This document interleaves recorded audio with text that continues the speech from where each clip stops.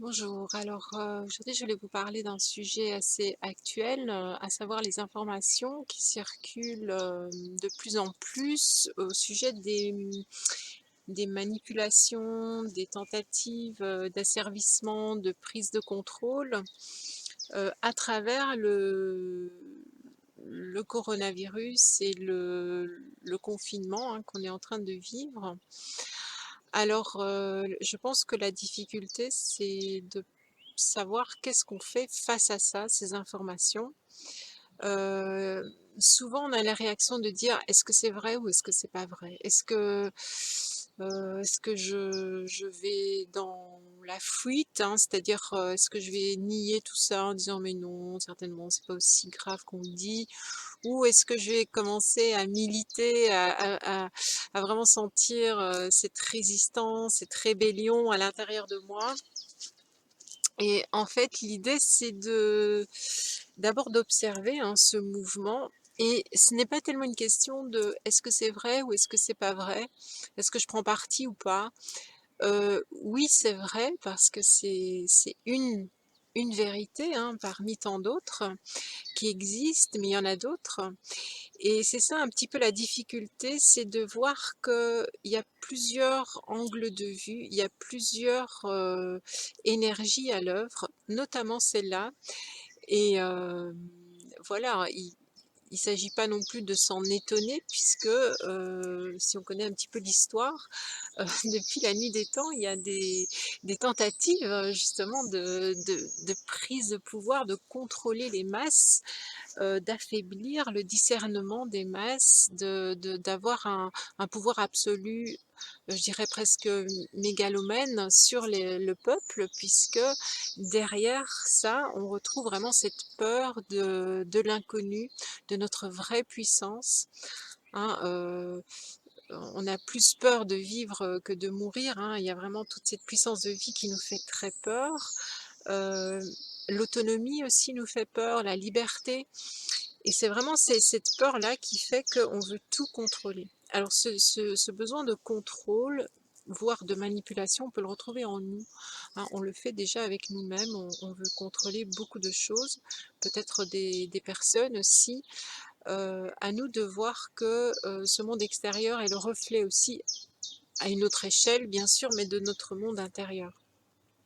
Donc simplement observer, reconnaître et oui, c'est une partie de la vérité, mais ce n'est pas que ça.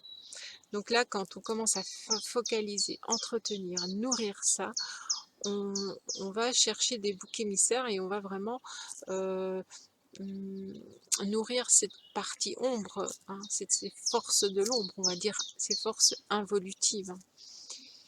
Et donc,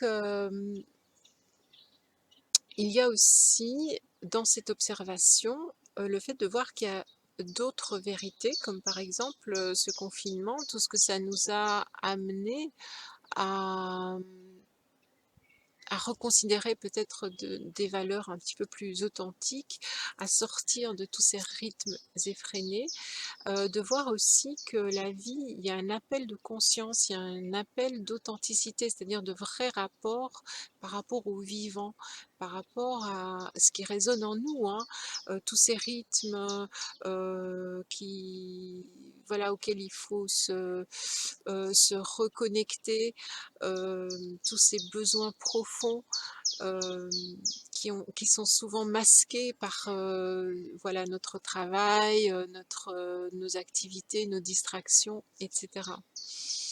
Donc voilà, ça peut nous ramener aussi, donc voir qu'il y a ces mouvements de manipulation qui viennent à la lumière, hein, qui sont mis en lumière, qui sont pour que justement on puisse prendre conscience de tous ces mouvements et c'est ce qu'on veut ou c'est ce qu'on veut pas, le voir, pouvoir nous positionner par rapport à ça et voir aussi le mouvement de lumière qui est aussi beaucoup plus présent, hein, qui vient nous chercher, qui demande à s'éveiller. Et on a ces deux polarités comme ça a toujours été le cas, hein, on peut dire l'ombre et la lumière, l'évolution et l'involution. Et voilà, c'est à nous de nous placer dans cette observation.